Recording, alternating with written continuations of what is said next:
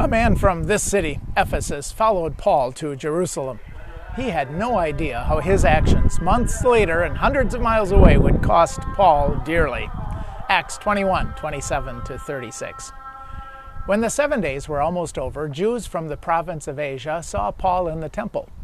They stirred up the whole crowd and seized him, shouting, "Men of Israel, help!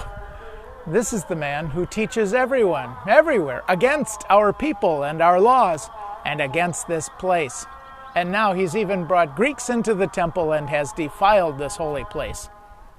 They had previously seen Trophimus the Ephesian in the city with him and assumed that Paul had brought him into the temple. The whole city was stirred up, and the people rushed together as a mob. They seized Paul, dragged him out of the temple, and immediately the gates were shut. While they were looking for a way to kill him, a report went up to the commander of the cohort that all Jerusalem was in an uproar. He immediately took soldiers and centurions and ran down to them.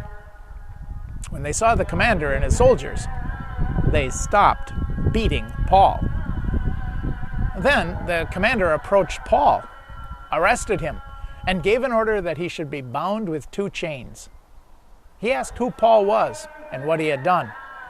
Some in the crowd were shouting one thing and some another. Since the commander could not find out the truth because of the uproar, he ordered his men to take Paul away to the barracks. When he came to the steps, Paul had to be carried by the soldiers because of the violence of the mob. The large number of people that was following kept shouting, "Away with him! Away with him!" Does that sound familiar? The cry of the crowds demanding Jesus' crucifixion. And because Jesus allowed that, because he went along with it, Paul, even in the face of opposition, has good news, a gospel to proclaim. And you and I, at times, even in the face of opposition, have a gospel to proclaim.